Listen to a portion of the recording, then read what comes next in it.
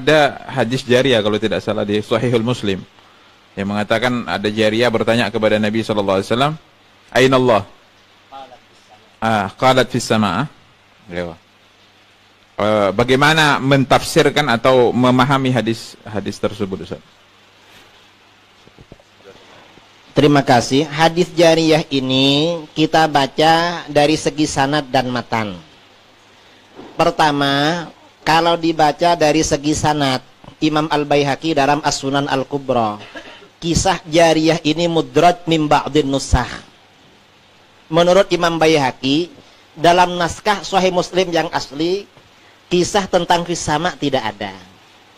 Ini ba'dul mutaakhirin setelah Imam Muslim memasukkan, karena sanadnya satu.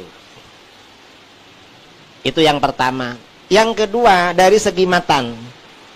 Dari segi matan, hadis ini walaupun sanadnya sahih, tetapi matannya tidak sahih. Mengapa? Karena hadis ini terjadi simpang siur, terjadi ikhtilaf. Jadi hadis ini memang tidak mahfud ya, tidak kuat. Terjadi simpang siur. Karena simpang siur, maka hadis ini dianggap tidak kuat. Itu dari segi matan dan sanad. Yang ketiga, kalaupun ini sahih dari segi dirayah, segi makna, kata para ulama wajib ditakwil. Kalaupun sahih, padahal tidak sahih. Kalau ditakwil, berarti yang ditanyakan oleh baginda kepada jariyah itu ainallah, di mana Allah. Yang ditanyakan bukan makan, bukan tempat, tetapi baginda bertanya tentang makanah. Makanah itu artinya derajat atau kedudukan. Lalu dijawab fis sama, di langit, artinya Allah itu maha luhur. Cuman datang orang-orang belakangan. Nah ini orang-orang belakangan ini, ya, ahli-ahli syubhat ini. Nah, ini salah satunya ini. Ini transkrip dari sebagian ucapan manusia lancang di internet. Ada yang tanya tentang hadits jariyah ini kepadanya. Dia katakan hadits jariyah ini kita baca dari segi sanad dan matan. Masya Allah, bahasanya itu bahasa-bahasa meyakinkan. Seakan-akan ahli hadits nomor 1. Ya. Pertama, kalau dibaca dari segi sanad, Imam Al-Baihaqi dalam As-Sunanul Kubra, kisah jariyah ini mudraj min ba'dhin nusakh. Ya. Menurut Imam Al-Baihaqi dalam naskah Sahih Muslim yang asli, kisah tentang Fisama itu tidak ada katanya. Ini ba'dul mutaakhirin saja setelah Imam Muslim yang memasukkan. Karena sanadnya satu. Baik. Jadi perhatikan ya. Jadi Imam Al-Baihaqi memberi hukum di dalam kitab As-Sunul Kubra. Pertama ingat dulu kitab Sunul Kubra. Apa ucapannya? Mudraj min ba'dhin nusakh. Tahu artinya mudraj? Mudraj itu bukan bagian dari hadits, bukan dari hadits tapi dimasukkan ke dalam hadits. Ya. Jelas ya? Baik. Nah ini yang dia maksud di sini, mudraj di sudut matannya. Ini matan bukan dari hadits itu, tapi sebagian orang yang menulis hadits ini dia masukkan matan, di situ salah, keliru. Nah, begitu maksudnya. Baik. Jadi katanya di naskah Sahih Muslim yang asli itu tidak ada. Itu tidak ada. Begini orang nggak tahu ya cara bicaranya kayak bagaimana. Yang jelas ini Imam Al-Baihaqi tidak berucap seperti ini di As-Sunanul Kubra. Beliau berucapnya di kitabnya Al-Asma wa Sifat. Jelas ya? Di dalam kitab Al-Asma wa Sifat. Terus Al-Baihaqi tidak seperti itu ucapannya. Ya, kalau saya bacakan ucapan Imam Al-Baihaqi, itu akan lebih pas ya kalau kita baca apa yang dikatakan oleh Imam Al-Baihaqi rahimahullahu ta'ala. Baik, jadi di kitab Al-Asma wa Sifat karya Imam Al-Baihaqi di jilid 2 halaman 325. Beliau membawakan sanadnya. Ya. Kata Al-Baihaqi, saya baca lengkap ya. Akhbarana Abu Abdullah Ishaq bin Muhammad bin Yusuf As-Susi. Qala haddatsana Abu Al-Abbas Al-Asam. Ya. Abu Al-Abbas Al-Asam namanya Muhammad bin Yaqub bin Yusuf. Qala akhbarana Al-Abbas bin Al-Walid bin Mazid. Qala akhbarani Abi, qala haddatsana Al-Auza'i. Al-Auza'i nama beliau Abdurrahman bin Amr bin Abi Amr Abu Amr Al-Auza'i. Qala haddatsana Yahya bin Abi Katsir an Hilal ibnu Abi Maimunah.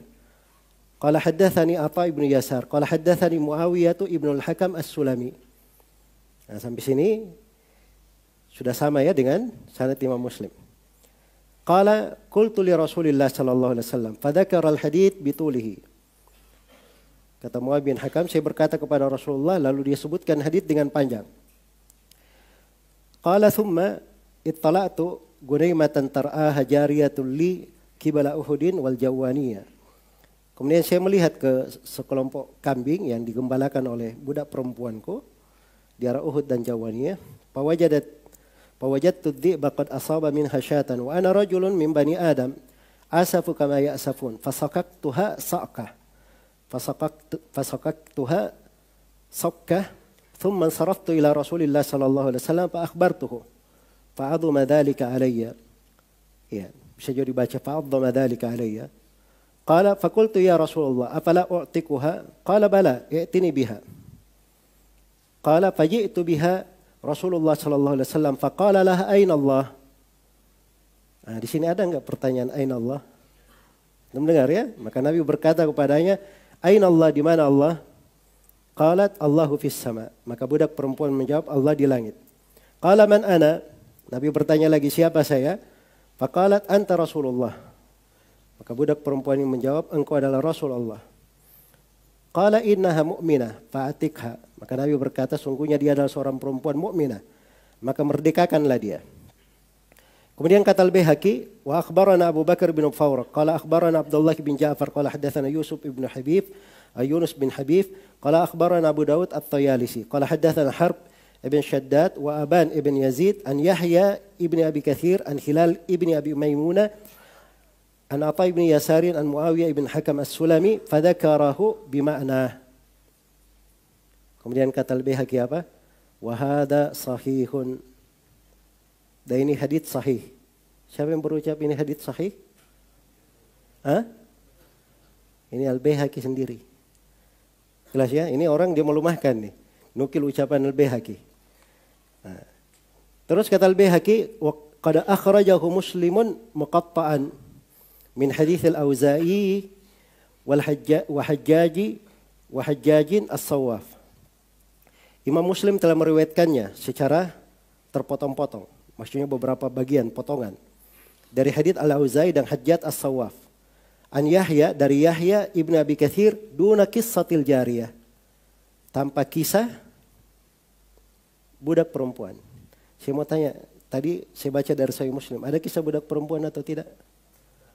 Ada kan? Berarti di sini Imamul Baihaqi ketika beliau mengatakan tanpa kisah budak perempuan, ini berarti riwayat yang sampai kepada Imamul Baihaqi seperti itu. Jelas ya? Tapi di riwayat ulama yang lainnya belum tentu. Dan itu biasa ya. Dan memang bagi orang yang membaca buku-buku Imamul Baihaqi, kadang beliau sebut sebagian dari hadits, beliau katakan ini tidak ada di Sahih Muslim, padahal ada di Sahih Muslim. Atau sebaliknya. Ini menunjukkan ada perbedaan yang dipegang oleh Al-Baihaqi rahimahullahu ta'ala. Baik, kemudian kata Al-Baihaqi, wa adhunnuhu innama tarakahu minal hadits liikhtilafir ruwati fi lafdhihi. Ya, kata Al-Baihaqi, dan saya menyangka Imam Muslim meninggalkannya dari hadits karena perbedaan rawi-rawi tentang lafadznya. Jadi Imam Muslim meninggalkannya karena mudraj atau apa? Enggak ada karena mudraj. Di ucapan Al-Baihaqi. Ya, jelas ya? Itu pun sangkaan Al-Baihaqi seperti itu. Tapi yang benarnya itu disebutkan oleh Imam Muslim. Buktinya apa? Orang-orang yang meriwayatkan dari Imam Muslim semuanya menyebutkannya. Yang paling dekatnya Abu Awana dan Abu Nuaim. Dua-duanya punya mustakhraj terhadap sahih Muslim. Dan keduanya meriwayatkan hadis dari Imam Muslim.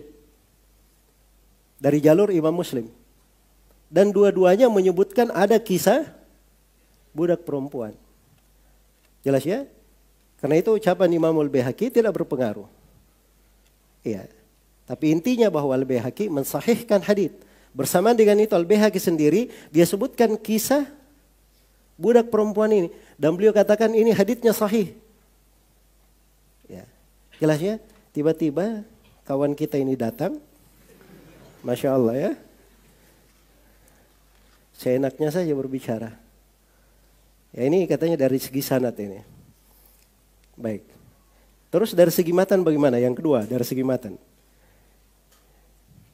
Katanya hadits ini walaupun sahih, tetapi matannya tidak sahih. Mengapa? Wah ini Masya Allah ya. Jadi sanadnya sahih, tetapi matannya apa? Tidak sahih. Baik. Ya, dari sudut kaidah ilmu hadits boleh saja seperti itu. Tapi harus disebutkan apa alasannya. Nah, kita lihat apa alasannya. Mengapa katanya? Karena hadits ini terjadi simpan siur. Ya. Terjadi ikhtilaf. Dan hadits ini memang tidak mahfud. Tidak mahfud ya, tidak kuat. Ya, tidak mahfud, tidak kuat. Sudah 4 ya. Nah, terjadi simpan siur. Karena simpan siur ini, maka hadits ini dianggap tidak kuat. Jadi dia melemahkan lagi di sini. Dianggap tidak kuat. Nah, itu dari segi matan dan dari segi sanad. Jadi 4 ya alasannya. Pertama simpan siur. Ini simpan siur ini bahasa apa? Tidak tahu juga. Jelas ya? Simpan siur. Kalau ilah yang dengannya hadits itu dilemahkan itu namanya muttarib. Goncang dari sudut riwayat. Bukan dengan banyaknya riwayat-riwayat, tidak. Banyaknya riwayat belum tentu dilemahkan hadits. Ada 10 orang meriwayatkan misalnya beda-beda. Tapi yang kuat satu, yang kuat yang diambil. Ngapain dipusingin yang 9? Ambil saja yang kuat. Jelas ya? Tapi kalau 10 orang semuanya kuat, ya bikin bingung. Ah ini baru dibilang apa? Baru dibilang masalah. Baru dibilang masalah. Baik. Terus yang kedua dia katakan terjadi ikhtilaf. Enggak tahu ikhtilaf apa yang dia maksud. Jelas ya? Ikhtilaf apa? Dan ini sama dengan sebagian orang yang lain mengatakan bahwa ini konteks riwayatnya riwayat dengan makna katanya. Hadits ini. Karena datang di riwayat yang lain bahwa Nabi itu bertanya kepada budak tersebut, siapa Rob kamu? Datang di riwayat lain, Nabi berkata kepadanya, apakah kamu bersyahadat la ilaha illallah Muhammadar Rasulullah? Jelas ya? Nah, itu syubhat lain sebenarnya. Syubhat lain. Nah, tapi kita selesaikan dulu orang ini ya, baru kita pindah ke syubhat itu. Ya. Jadi kalau dia katakan terjadi ikhtilaf, ikhtilafnya itu di riwayat lain, bukan di hadits ini. Bukan di hadits ini. Jelas ya? Kalau dia katakan haditsnya tidak mahfud, nah ini juga Anda tahu dia paham gak ilmu mustalah, ilmu riwayat. Tidak mahfud itu lawannya adalah syad. Bahasa lainnya syad. Syadnya dari sudut mana dia? Syudud. Mana rawi yang dia selisihi? Mana rawi yang dia selisihi? Ini semuanya omong kosong ya. Ya, omong kosong. Tidak kuat. Dari mana dia tidak kuat? Imam Muslim mensahihkan. Sudah berjalan 14 abad tidak ada yang melemahkan hadits ini. Tiba-tiba dia baru lahir kemarin. Mengatakan haditsnya tidak kuat. Ya. Baik, saya harus membuat lebih seimbang ya. Jadi ini orang sebenarnya dia muqallid, ikut-ikutan. Ikut-ikutan dari siapa? Ikut-ikutan dari ahlul bidah di masa sekarang. Ada yang melemahkannya 2 orang di masa sekarang populer. Satu namanya Zahid Al-Kautsari. Iya. Ini digelari oleh para ulama sekarang sebagai pembawa bendera Jahmiyah di masa kini. Zahid Al-Kautsari ini. Mengatakan Al-Quran makhluk, apa segala macam, ada semua. Yang penting cari aja kesesatan ada sama dia. Kesesatan Jahmiyah ada sama dia. Zahid Al-Kautsari ini. Terus yang kedua ada namanya Hasan As-Saqqaf. Nah, ini juga dari ahlul bidah di masa sekarang yang paling gemar melemahkan hadits-hadits seperti ini. Jelas ya? Baik. Nah ini yang kedua ini orang jahil terhadap ilmu syariat, jahil terhadap ilmu mustalah, tidak mengerti. Nah, datang orang-orang ini yang banyak berbicara, menyampaikan syubhat-syubhat ini, dia sebenarnya ngambil dari orang-orang seperti ini. Baca. Karena kalau dia bahas sendiri, tidak bisa dia bahas seperti ini. Jelas ya? Nggak ngerti ilmu mustalah, bagaimana caranya dia masuk. Nukil-nukil nama aja nggak beres. Nah, ini kelancangan ya. Harus diketahui bahwa hadits ini dipakai oleh Imam Syafi'i berhujjah. Hadits jariyah itu dipakai oleh Imam Syafi'i berhujjah. Di Risalah dan di Kitabul menunjukkan sahih di sisi siapa? Imam Syafi'i rahimahullah. Imam Al-Baihaqi sendiri beliau berkata hadits sahih. Imam Al-Baihaqi. Iya. Mau siapa lagi? Ibnu Hajar Al-Asqalani beliau bilang hadits sahih. Ya kalau dikumpulkan dari ucapan ulama di masa sekarang yang mensahihkan banyak. Cuma itu kan tidak diperlukan. Kenapa? Sebuah kitab Sahih Muslim diterima oleh umat dari masa dahulu sampai sekarang. Ya, tidak ada yang mengkritiknya, tiba-tiba datang orang baru lahir mengkritiknya. Nah, itu nggak bisa seperti itu. Jelas ya?